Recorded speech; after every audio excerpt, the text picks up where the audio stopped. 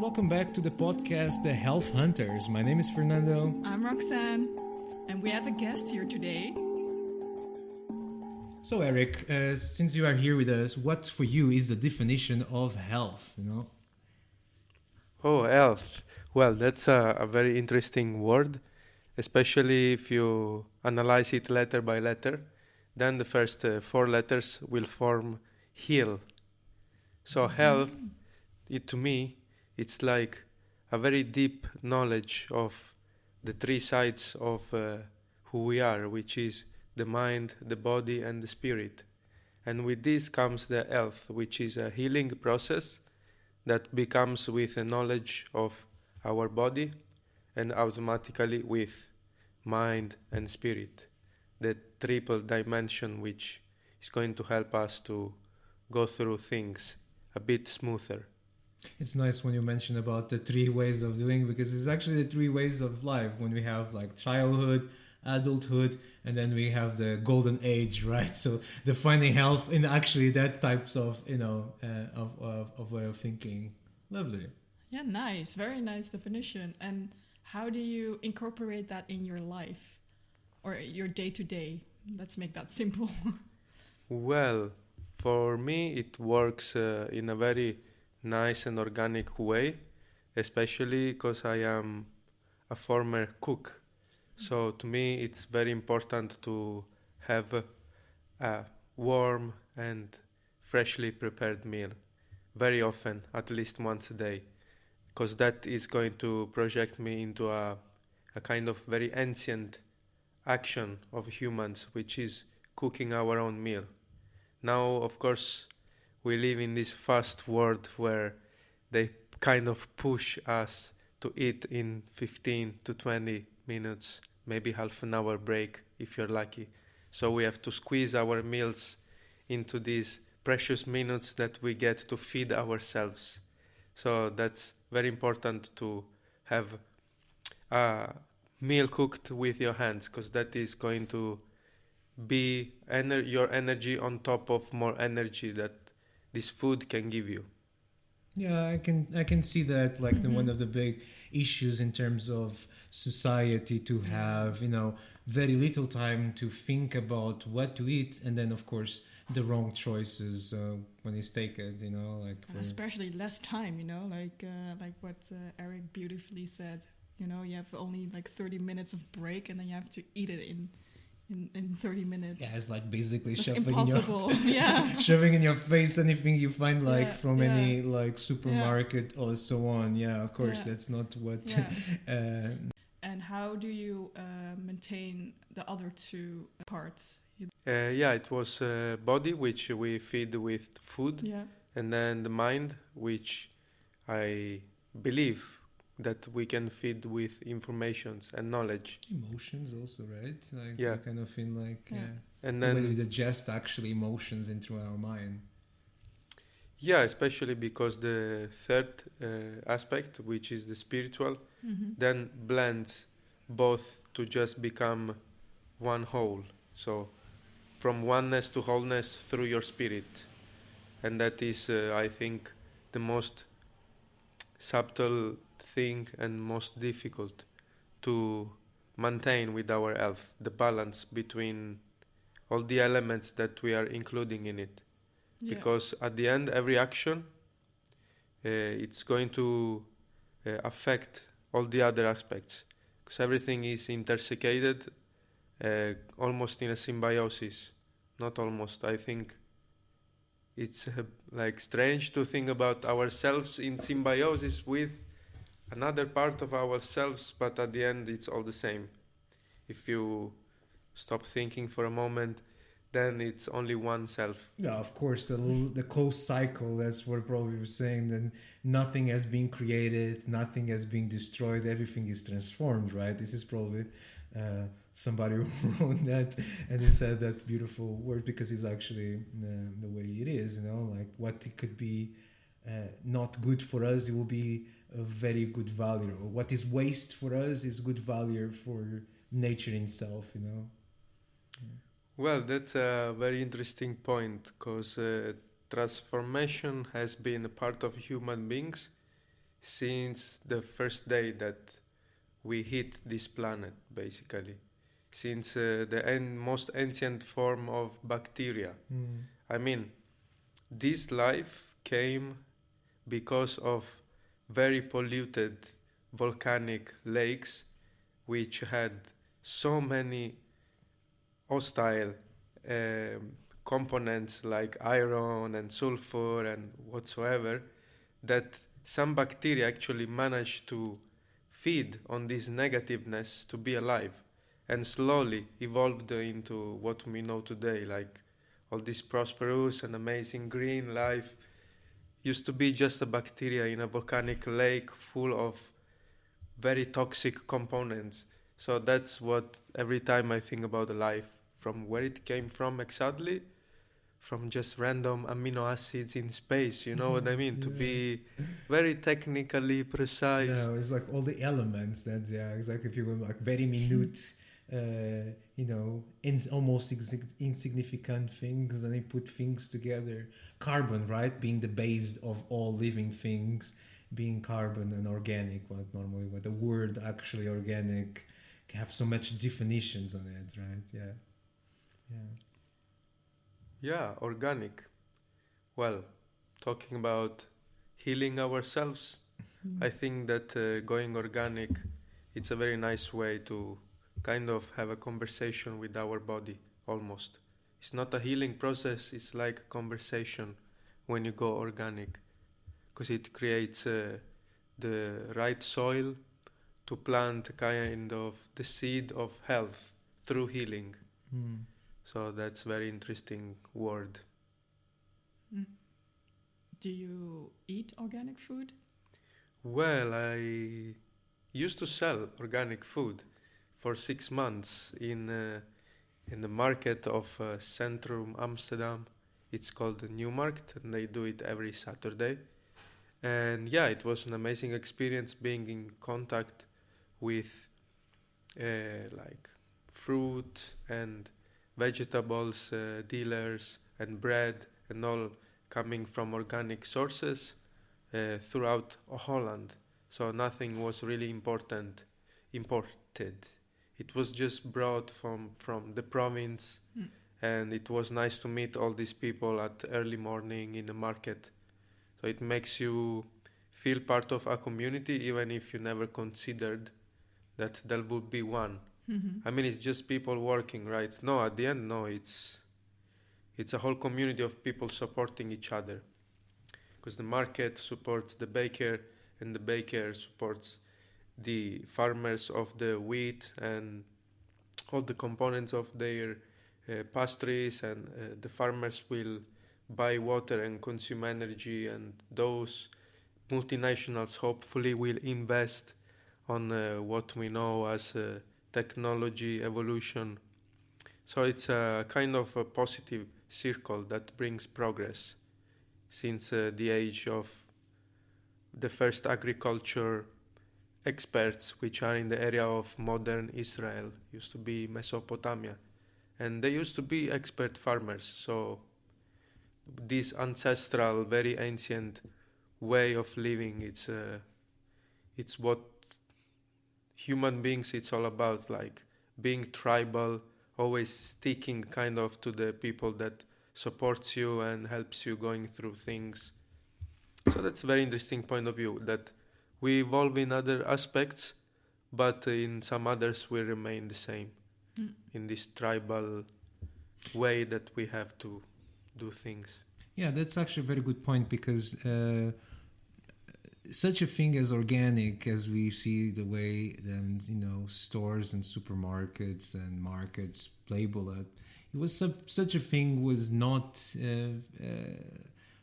promoted in a 15th century or so, right? Because everything was growing organic way before there. You know what I mean? Like everybody was like depending how the soil was rich or poor, you know what I mean? Because in some places where actually they grow with poor soil, how do they manage to improve the soil to be able to grow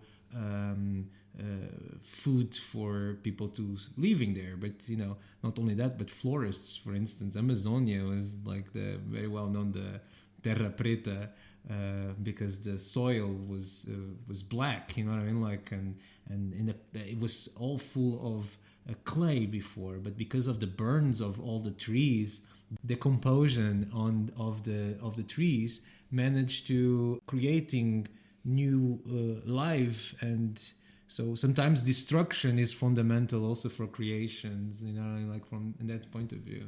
It's very beautiful when we looking for organic and knowing that society still push forward for that type of sustainability. Yeah, because in this very moment that we are talking, there is not much choice left. I mean, either we go organic and sustainably, or we just start to sink like Titanic as a society. Because, yeah, they put us the limit of 2030, the agreement, etc. But 2030 is the limit that the humans put. But then the other factors are going to influence this 2030 date, which was like randomly put by humans, because we have seen now already the destruction through calamities and natural disasters, that we really have to act fast to come back and respect the place where we think we are tourists, but at the end is our home. We are not tourists of anything. At the end, we don't visit places, we rediscover places. Because that's what we are meant about. We are meant to discover and pursue the unknown and leave the comfort zone. That's the spirit that human beings are portraying with them. But yeah, distraction, as you say, is essential, of course, because then it's going to create space for the newer generations. So at the end, we don't inherit land from our ancestors. We just borrow from our nephews. Our nephews, is true. Beautifully said, yeah. So you actually do music. It's something that you have extremely being very talented about making great music, and specifically the category that I probably can put your music, if it's possible, electronic music, something that is very quite futuristic and very kind, then it doesn't really have the part organic on it, because it's so electronic, I'd say. But how do you combine the organic part of it and on electronic music? Well, that's a very interesting aspect of my philosophy about music, because every day we are living in a dual world, which allow us to just surf between the two extremes, polarities of this planet, this daily life that we are living, the conscious life. So if you put, for example, something very organic, like a human being, and something completely at the opposite, like a machine, then you can create this connection between man and a man-made machine, which is going to function because an organic being is activating it. So this machine would not work by itself because it's made from humans. So at the end, even the electronic machine, it's projected, it's seen, it's from someone with a vision. And the vision of a human, which is mine with creativity and music, is the same of a person who wants to create a synthesizer, a plugin to create music, which is basically a software that recreates frequencies. So in that way, the organic part of the electronic music, it's basically the human being tweaking with electricity and frequencies to reach something nice for the ears and to particularly put his emotions and thoughts on this, because he wants you to relive his travel, his journey with a track. He doesn't want anyone to speak. Maybe if a track is without vocals, then that is going to be his way. Someone wants to sing, that is going to be his way to express music, but always through like harmony and frequencies and right pitch of everything. So at the end it's about how you compose it, because at the end it's 7 notes. Yeah, well, it's again like it's something that 7 notes. Then us human can actually getting into that. Exist other organisms. They probably can work with different ways in terms of frequency. I mean, I'm wondering like how much of a jam like a dolphin, is enjoying, or the whales. This the way they communicate it from a lot of distance, and the waves they actually go in water. Then it's so difficult to to them to find each other, and it's the only way to getting into communication with each other. You would read a whale song. Whale song, Yeah, yeah. whale song, right? I actually have something to say up here.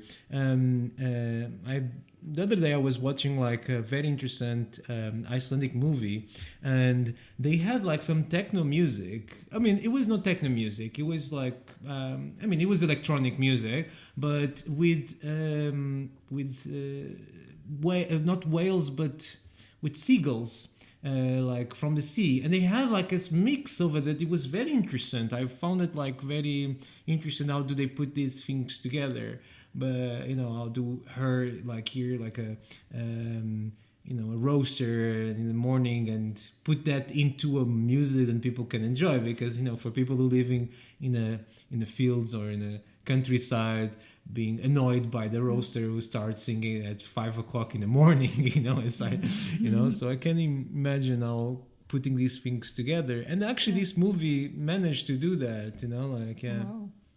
Yeah, I mean, also frequencies, it's also related with therapy or something. Like there's certain frequencies that can help with health or something. Yeah. These people Right. using the Tibet, they use the bells. Yeah. For instance, and these are have like a very healing properties. I mean, this is what they mention. Yeah. Erik, you said like also when you're making a track, you're like in this state of. Yeah, can you describe that? Like you're in a state of. Yeah, as I said before, it's nice to bring listeners to the journey of a producer, because that creates a nice connection between two parts that maybe never met themselves, but one's imagination can go very far just through a track, because it's connecting basically the listener and the producer. So that's the very nice moment when the listener gets touched from it. And basically it comes from the fact that we are made of matter, and the sound, it's basically feeling the empty matter that surrounds you. So if a space is very empty and you are playing some music, then the music is going to basically fill the room with warmth. So each track is very important because it can recreate this sensation of warmth. It can also communicate other kind of emotions, because maybe oneself is very angry and then starts to make a painting or maybe make a track, compose some music, and that is going to be not definitely an allegro, happy music. That is going to be with keys that will touch notes that are going to communicate involuntarily these emotions to the listener. So that's the very important moment, to just transform, going back to transformation, your emotions into something abstract, like a sound that at the end is going to fill a room just like painting. Because art, it's art. That's it. It's a very interesting thing when you mentioned about art, because it exists 7 arts out there, and music is one of them. And I was wondering, like, how can music be part of a healing process? You know what I mean? Like, how people can see music in a therapeutic point of view, you know what I mean? Like in a way that they can escape, but at the same time, when you mention about being warm, putting them in the same place, grounded, you know, like in that sense. I believe there exist many people who saying like, oh, I love music, I love house music, it's everything, for instance, techno music, it's everything, and in which way then actually can put that together, you know, because, you know, in humans, we, for a body biological function, we need, like, you know, oxygen and food, you know what I mean, to survive. But exists this small micro needs then we make us our life interesting, you know what I mean, like as experience try things, right, like music, absorb, like looking at art, for instance, how to stimulate our subconscious, and that's how we looking for, you know, for the healthy part of it. Because if it don't exist any stimulation, then we become depressed. I think like other animals also doing that, like for instance the octopus, if he's in an aquarium, he kill himself because he gets too bored, you know what I mean, like such an intelligent creature being surrounded by, you know, nothing, he will eventually get, you know, in a point and he wants to give up, you know. Yeah. So it's beautiful to see like how we actually putting like all these types of stimulants, you know what I mean, over. So Erik, can you tell me the time or the moment when you realized, hey, music helps me with life? The quotidian of life, right? how living in the city it is, yeah. Well, definitely it comes from the period when I was going every Sunday morning at the church. And that is a very funny thing, because I cannot consider myself religious, because in general I am not a fan of labels. But let's go forward with the music. Anyway, every Sunday was my father which was playing enormous quantity of amazing music, like from Dire Straits, from Commodores, from Kool and the Gang, and Grandmaster Flash. So those were the really go-to for me to really enjoy a nice Sunday morning, even if I was going to just sing church songs and pray for 2 hours. I was a very happy kid because of this journey with amazing beats, amazing music. And to me that created a kind of perfect mood to go also enjoy 2 extra hours of church. But for me the best moment was definitely the morning journey with the music, because that was really my go-to, the perfect start in the morning. Oh, and beautiful. We are talking about I was 8 years old up to 12 years old. So I really grew up with basically all the same CDs and cassettes when I was 8 and when I was 12. So I think it's very easy to fall in love with music when it creates a very nice, energetic and kind of dopamine effect in your brain. Now, of course, I am knowledgeable of the effects of it in the brain. But when I was a kid, I was just enjoying the groove, enjoying the music. And that was the best part. Because now I try to recreate that feeling when I am creating music in the studio. So then it kind of brings me back, but the moment is the most important thing, because it's the blend of the past, the present, and also the future. Because the moment of creating something, it's a kind of faith for the future. It's creation, so it means that you care about who you are, who you were, and who you are becoming. At the end, it's not the fact that you are becoming someone, it's just that you are living what you are becoming. And that's very important, to just live, go with the flow, and go with the groove, actually. And can you say that music, when you're making a music track, you're like meditating, or what happens in your mind? Well, my mind actually disappears sometimes, because when you really get into the creative moment, the process becomes very natural. You don't really have to do stuff, because your hands and your body will move into instruments.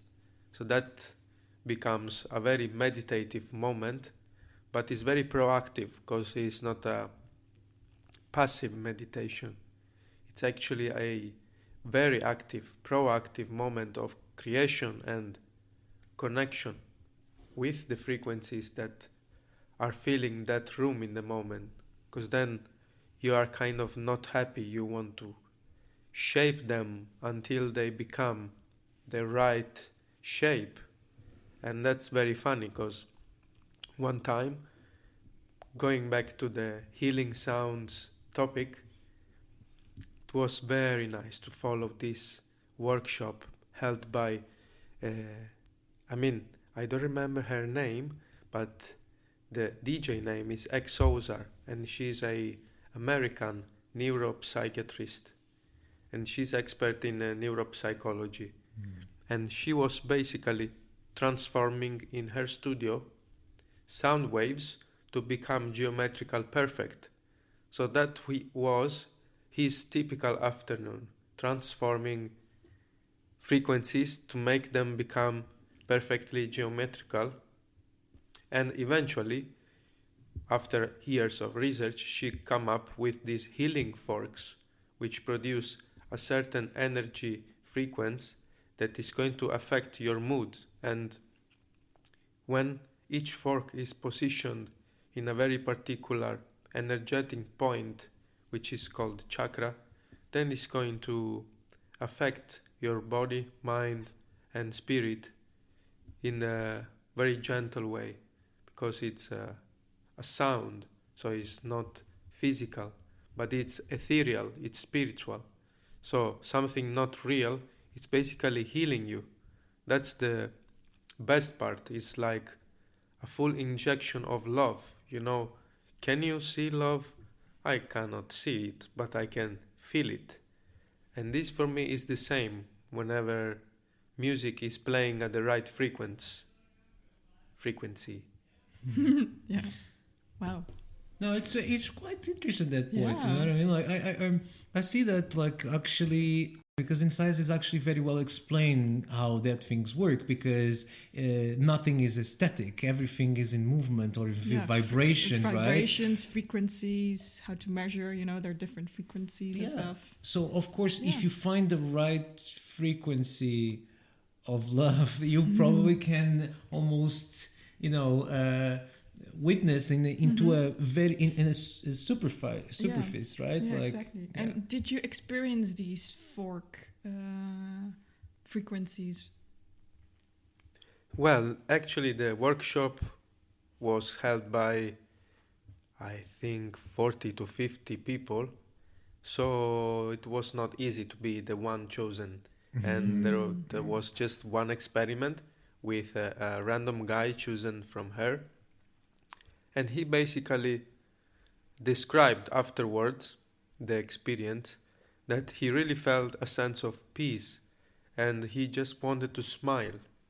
So that was a very nice moment to understand that just a session with the right people around you can create a little moment of bliss, which maybe it's going to be remembered for a long period. So just one moment of bliss can be inspirational for years to come. That's why it's important to seek those moments of happiness, because they will be the fuel for our experiences which are going to come after. Yeah, but if you think about it, music, hearing, it's like one of the, I think I would say one of the senses that you could remember, like a song, if, like what you said, in your childhood you walked with your dad to church and then you could hear this certain music sound or something that you could really remember it, just like with taste. Taste and sound stay in our memory longer. Yeah. Than actually images. I guess it depends on the person. Yeah, but I can see then people kind of reviving them childhood by, having a different taste. You know what I mean? Like, or the same taste coming again to them, memory or a sound. That's the same with sound. Like, yeah, maybe. And also the negative way, with terror. Oh yes, exactly. Like in a way that is not always very. Positive. yeah. Unfortunately, it's that but it's good to know that exists a locker up there that it can be reopened with some types of keys, and there flavors and vibrations. Yeah. Okay, there are so many music genres. What made you want to go into electronic music? Oh, that's a very interesting question. It was a very, very netto cut with different kind of music that I was listening. It was basically my brother who introduced me through kind of tribal sounds, tribal house music, which is very Latin, coming from South America, and used to be very underground at the time. We're talking about the first years of 2000s. So it was a blend of different kind of techno, funky, and very repetitive music. That was my first contact with listened music.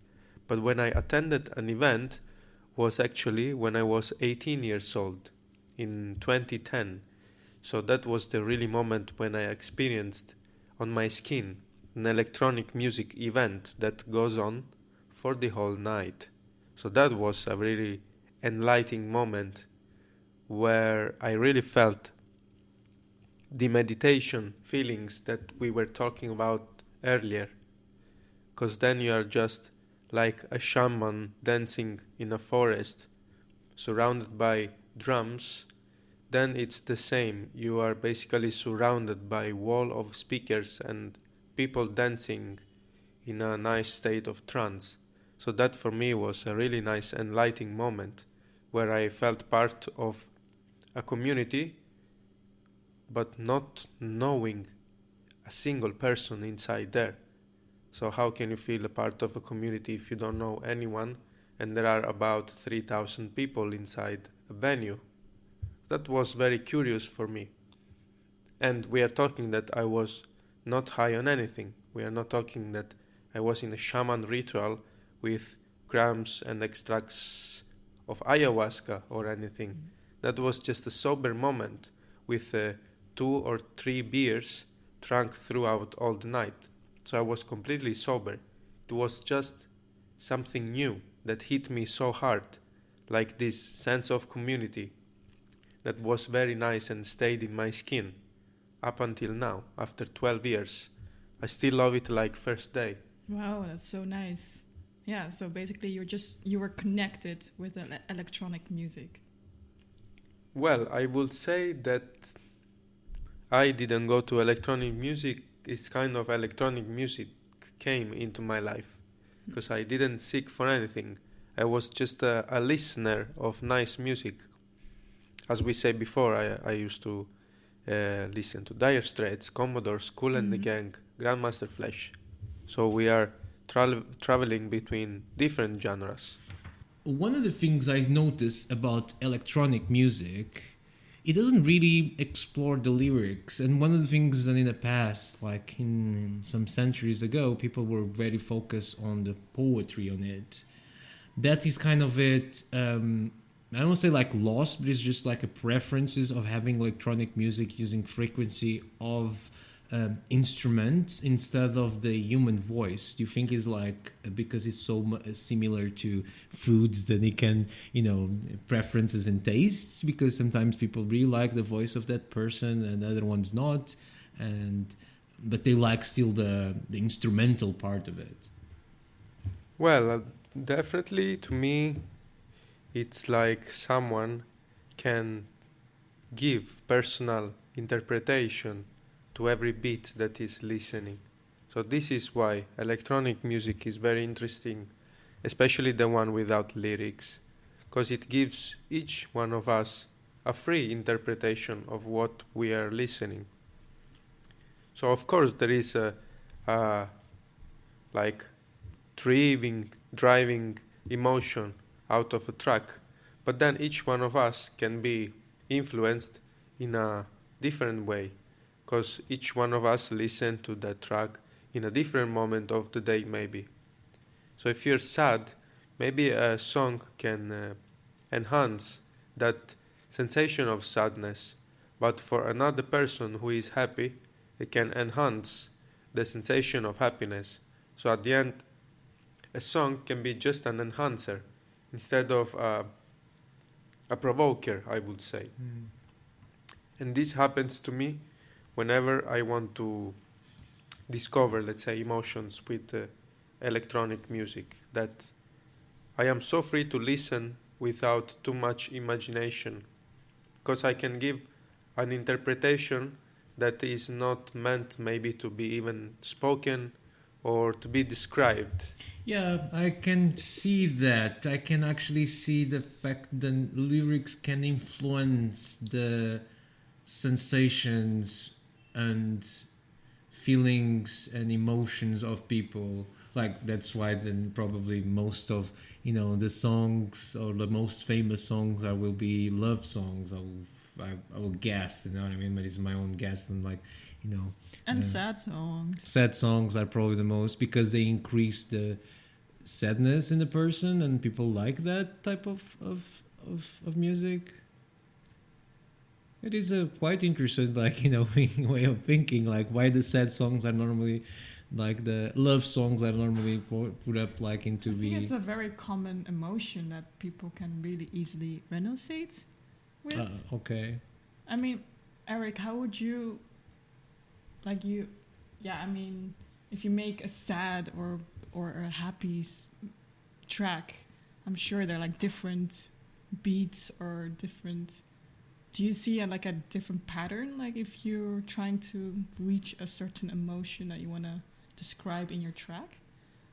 Definitely, I would say that whenever you're producing, you're not most of the times ready in an afternoon or in a day. Maybe it takes a whole week, maybe 2 or 3 weeks to produce a track. So of course you're going to put and release different emotions on this track that can lead to a very harmonious, colorful palette of sounds. Because if you produce a track with only one emotion and it's ready within an afternoon, it may sound nice, but emotionally talking, you didn't put too much effort. It was just some jamming with your own self, and that's it. But different is when a project has many emotions which were put over there throughout a whole week or maybe a month. So then a track can sound really nice and interesting for a listener, because at the end it's all about details. So each micro emotion can give you a hint, a help to find the right detail to fill in your track. Not necessarily has to be done in a day. Not necessarily has to be done in 3. Each one of us has its own creative process. So I'm just talking about one of the infinite creative processes that there are out there. It's just that when you put more emotions into a track, then it becomes more interesting for the listener, and it doesn't get boring even if you listen to it different times, one after another. So that's the secret, to recreate a perfect loop, like the routine, the healthy routine that we create every day in our lives. Yes, it's a routine, it's all the same things, but if they make us happy and proactive, then why not doing it all over if it creates a nice flow of emotions and we can release it in a very smooth and clean way, let's say. Wow, beautifully said. That's it, yeah, right. Yeah. Like in a way that the health actually brings in there, you know what I mean? Like again, yeah. That's nice. And a little bird told me that you have a phobia of cilantro. It's the other way around though, but yeah. Cilantrophobia. I didn't even know it has name, but yes, it's me. I proudly say that it tastes like soap to me. And to be precise, is the soap for dishes, the green one, to be very precise. The green ones? Yeah, the green dish soap. Oh, It's like the yellow is the lemony, yeah, and then the you have one. the green one, which is very soapy, kind of. Very cilantro-ish. Cilantro. Very yeah, exactly, coriander type of it. But it is actually quite funny because one of my very favorites perfumes are actually made it from coriander. I'm glad I didn't pick it up that one today. Well, maybe if it's just a scent, a perfume, then would be so much easier for me to process rather than directly in my palate. Because that is really what annoys me, the fact of biting it. But the really smell of it, it's actually quite nice, especially when I smell it in a soup. Then you're fine. Yeah, especially, for example, one time I was in a Vietnamese place, bread sandwich shop, and they basically served me a sandwich with a handful of coriander inside. And I thought it's parsley, so I just went for it. And it was the biggest bite I had of a sandwich, probably, because I really like parsley. But it was not parsley, it was coriander. So that was the moment that I really understood that I don't like coriander. Because I went to ask inside, and they told me there is nothing wrong and that there is nothing chemical on it. Because really, guys, I thought there was chemical inside my sandwich. But the guy assured me that was nothing chemical, and probably it was the coriander if I never ate it. That was the first and last moment I ate coriander in my life. Oh, well, but it's also not like very common in Italian cuisine to use coriander, right? This is like a more, what is herb comes from? Is Asian, somewhere in Asia, I guess. in Asia probably I using, mean, because Thai uses a lot of coriander is true. in India. Yeah, it's, I mean, everything has coriander, like from seeds to the stems, the leaves, all of this part are actually very explored in this in these countries, but in the Mediterranean probably not as much. Not, yeah, no. yeah, quite interesting one. You know, I'm wondering like what is like the compounds that makes it such a plant and people love it, as myself. And me too. You really like coriander, right, Yeah, Roxanne? Yeah. I guess everyone has different taste buds, so maybe. Well, to me it was very curious because during my life I have seen my evolution, because there were some ingredients that I could not eat, like mushrooms, and now I'm completely fine to eat mushrooms. And that comes from already 12 years ago I started to eat mushrooms, but for 18 years straight I did not like mushrooms. So for me it's a very new thing. I'm still discovering new foods, and especially with other kind of things like exotic veggies. Before to live in Amsterdam, I did not have any experience with tropical exotic ingredients. So if before, as we say in the start of the podcast, I'm a former cook, then I had experience only with Italian ingredients, basically, coming from maximum 20 kilometers away and even more close, just to be, so to speak. So that was a very nice moment to me to discover that things that I did not try yet, I could like them. So there was kind of going back on time to rediscover what I really like and what not. Like rediscovering my true self, but in a way of palate, in a way of just taste, not true self in a spiritual way. Yeah, using the all of that parts of the brain that increase like the 6 flavors on it, right? the 6 flavors. Are you going to ask me what is the 6 flavors? All right. No, but it is quite interesting to see how people actually have different differences. Like in special, I think like coriander, it is probably the most controversial one because of it. Because exist people who really absolutely love it, and other ones who completely hate it.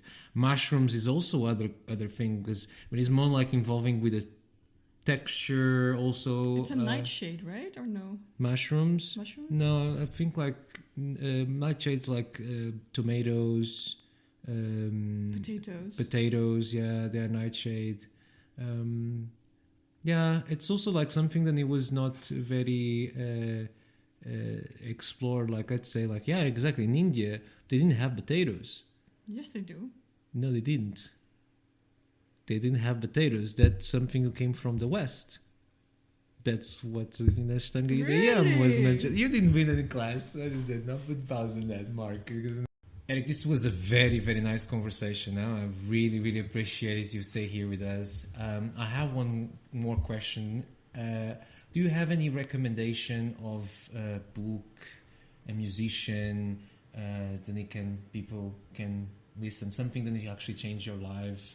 As you mentioned, your father bringing you all these church songs, but do you have anything that you can recommend it to open the life of people? Well, there are many books that I would like to recommend, especially the ones from my favorite author called Carlos Castaneda. Carlos Castaneda, beautiful, yes, yeah. Because he basically makes me daydream with his books, and I really would like to thank him for the journeys that he made me do while I was awake. So if I have a piece of advice for musicians, definitely try to introduce themselves into some Carlos Castaneda daydream so they can recreate music even if they don't have instruments on their hands. Just a nice hint. And this in the spiritual side, but in a more practical side, definitely from Eckhart Tolle, there is a new world which really helps to get rid of negativity, and it helps to attract positivity and proactive energies in your life. So definitely these two books were my go-to, and they are still my go-to when I want to feel either grounded or spacey. Then I go for both of them. And maybe I read both of them every day because I don't follow a particular old order with books. I just go for one of them whenever I feel it. How can people find you? Okay, so first of all, you can find me ringing the bell of my house. Just old school. Throwing a rock in the window. Like, Erik. And that is the most common way. Otherwise, they can just connect themselves to some kind of social media, which I am really starting now to use, thanks to my friends convincing me to join social medias. Because, I didn't have much choice, I have to be honest, and I am starting to even like them. So, if you connect yourself, you're gonna find BOSCA and then 808, Bosca, which comes from my surname. So, Bosca808, feel free to visit me on Instagram, and that's the only medium that I use nowadays. Because then for music, I do use SoundCloud, but I do not publish anything yet, because it's just a passion that is growing, and when I have to release music, only few labels will have the material, so that it will create an intimate connection between the producer and the people who will advertise and sell the product. So yeah, hope to release some music soon, but now is not the moment. Now is just a production moment. The momentum will bring to a release, but now it's just going uphill to discover frequencies. Wonderful evening, my veteran friend, to enjoy all this moment of recognition of health and way how music, health, and food can contribute for a homeostasis, right? For a staying in life. Super inspirational. Yeah. Nice to see how you do it. Thank you guys for the invitation, really. It was a nice moment of sharing knowledge and doing something different from everyday's routine. Hey Roxanne, did you learn something today? Yeah, lots. Yeah, that was nice, right? Yeah, it was good. I think I'm gonna actually hit my jam at this moment. You know what I mean? Like on Hit the your press jam. play. Yes, no, this was a very good, very interesting application in how actually humans supposed to be listened to more than actually talk. Let's say, right? Yeah. Music is very powerful, I guess. Yeah, for some people, is everything is them life. So I think they should look at music in the way that it can be has such a healing properties on it, right? Yeah. So this was it today. That was it. Okay, everybody, thank you so much for listening to us, and stay tuned for the next episode. Yeah, and you can connect us on Instagram, THH, and see you next time. See you next time.